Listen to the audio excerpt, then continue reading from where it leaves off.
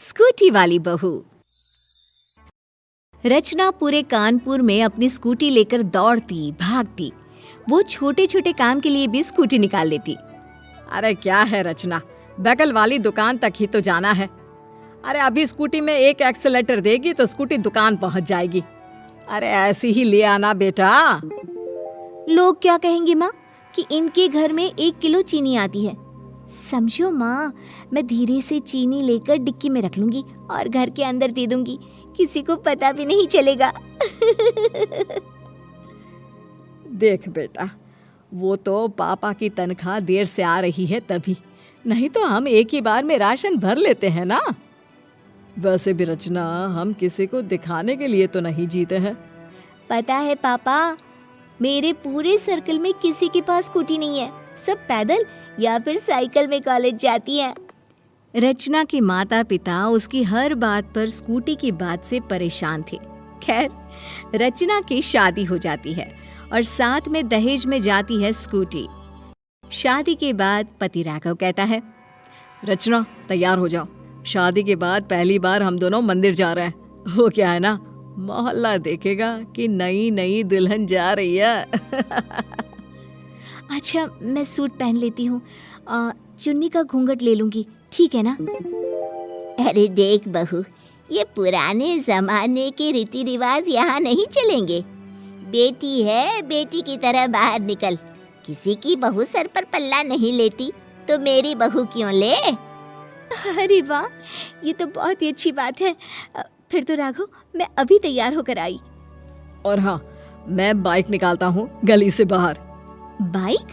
अरे बाइक क्यों, मेरी स्कूटी है ना, गली से बिठाकर निकालती हूँ मैं, देखना सर्र करके। अरे नहीं नहीं रचना, कैसी बात कर रही हो? सबके सामने मैं कैसे वो?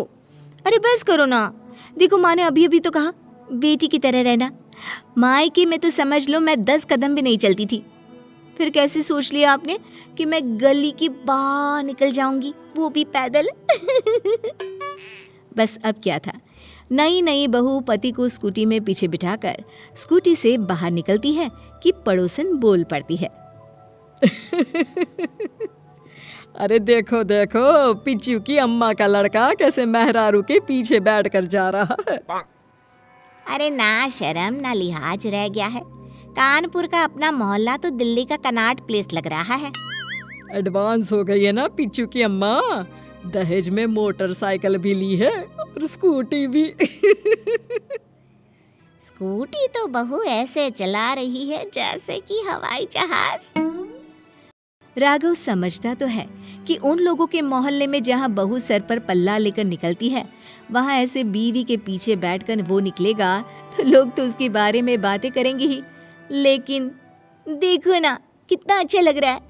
पता है, मेरी तो किस्मत ही खुल गई कि मेरी शादी आपसे हुई। आप जैसे लड़के के साथ शादी करके मैं तो धन्य हो गई।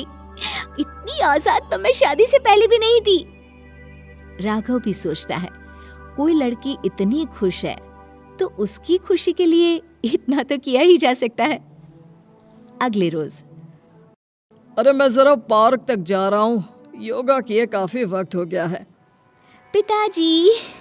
पिताजी, मैं ना आपको पार्क तक छोड़ देती हूँ। अरे पर बेटा, वो तो पास ही में है, इतना तो मैं पैदल जा ही सकता हूँ। और वैसे भी तेरे पीछे बैठकर निकलूंगा ना तो लोग बातें बनाएंगे कि देखो बुढ़ा कैसे बहू के साथ घूम रहा है स्कूटी पर। ना बिटिया ना, मैं चला जाऊंगा। बहू, तू ना मेरे लिए चाय बना कर लिया। हाँ माँ जी, लेकिन पापा जी अभी वापस आएंगे और वो कहेंगे कि। तभी ससुर जी की आवाज आती है, अरे रचना बिटिया, जरा स्कूटी तो निकाल ले, मुझे पार्क तक छोड़ा। अरे बहू, अभी तो मना कर रहे थे, अब तुरंत ही। माँ जी, मेरी स्कूटी है ही ऐसी, इतनी शानदार कि हर कोई बैठना चाहता है। अरे बता ना, क्या हो गया? माँ जी, आज सुबह से ही बारिश हो रही है और घर के बाहर पानी भरा हुआ है, तो ऐसे में पापा जी कैसे जाएंगे गली से बाहर? पड़ गई ना जरूरत उनको मेरी स्कूटी की। बहू फर्राटा भरते हुए ससुर को पार्क छोड़कर घर वापस आती है कि पड़ोसन कहती है, अरे कल्लू की बहू, क्या तेरी माँ ने कोई संस्कार नहीं दिए? मेरी माँ ने संस्कार भी दिए हैं और स्कूटी भी। अरे दिख रहा है कैसे बेशर्म की तरह बहू होकर भी पूरी सड़क पर घूमती रहती है। शर्म नहीं आती क्या? नहीं आती। और जब मेरे ससुराल वालों को कोई समस्या नहीं है तो आप कौन होती है? हाँ, हाय रे, लंबी जबान भी इतनी। अरे मजाल है तेरी कि मोहल्ले में कांता से पंगा ले ले। सुन, आज के बाद तू ये स्कूटी चलती ना दिखे, मोहल्ले की बहुओं को खराब कर देगी।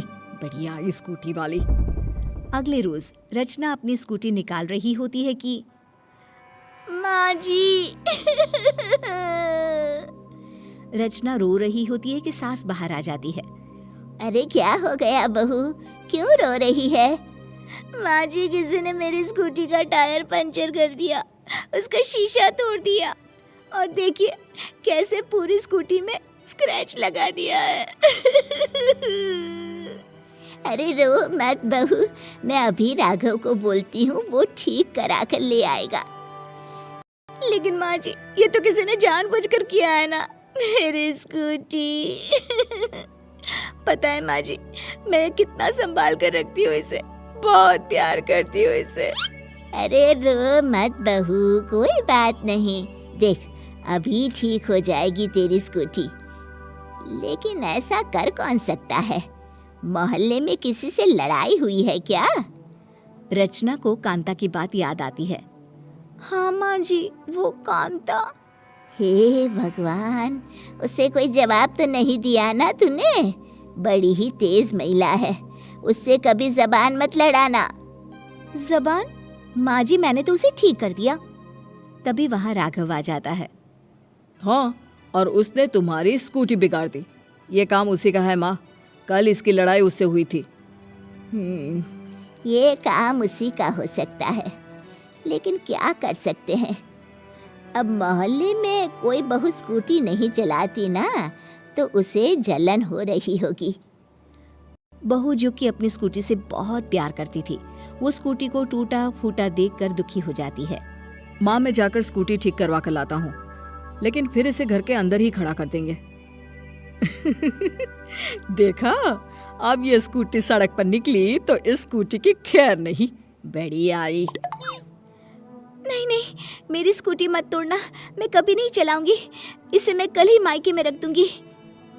लेकिन उसी रात कांता रचना के घर का दरवाजा आधी रात को खटखटाती है। अरे कोई है? अरे कल्लू की माँ, मेरी बहू के पेट में दर्द हो रहा है, कोई उसे डॉक्टर के पास ले चलो ना।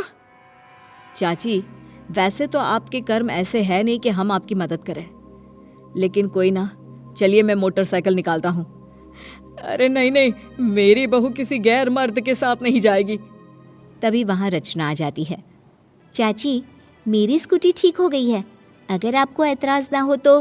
हाँ हाँ, मैं यही सोच कर आई थी कि। रचना फटाक से स्कूटी निकालती है और कांता की बहू को बिठाकर अस्पताल ले जाती है। फिर अगली शाम। रचना बहू, ये ले, मैं तेरे लिए ये मिठाई का डिब्बा लेकर आई हूँ। मुझे माफ कर दे बहू, मैं समझ चुकी हूँ कि बहू और बेटे में कोई फर्क नहीं होता। तो इसी बात पर चले गोलगप्पे खाने? हाँ, लेकिन तेरी स्कूटी पर बैठकर। हाँ।